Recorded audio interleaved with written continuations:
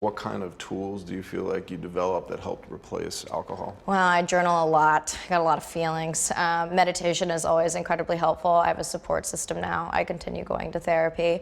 I have like a self-care routine that I do every morning and every night. It's just sort of like a way to wind down. I have like really intense generalized anxiety, and so there are just little things that I need to have in place in order to really keep that under control.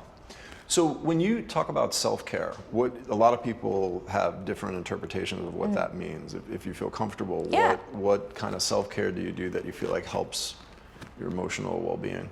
I do a lot of, so if I'm feeling way too anxious, there's like a lay on the floor and breathe thing that I do. If I'm feeling way too overwhelmed, one of my biggest things is I'm very bad at coping with stress. I get overwhelmed very quickly, especially when it comes to scheduling and work, and when there's too much going on, it's sort of like a buzzing in my head. So I make sure to just take a step back, breathe until I can get back to a still place.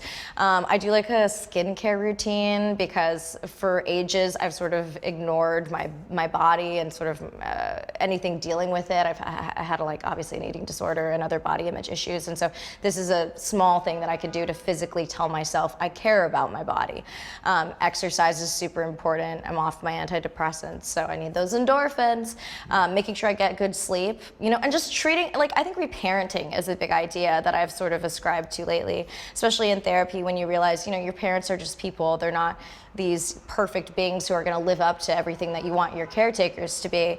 And so I've sort of, taken charge of myself and been like, I'm going to treat myself as I would my own child. And whether that means like, no, you're going to cancel that event, you're going to go to bed early because you're feeling sick, or you're going to force yourself to go to that event and have fun because you've been isolating yourself for a while. It's just being very flexible as I go along and checking in with myself and seeing what I need and adhering to that. Since you're all here, why don't you tell me how it feels?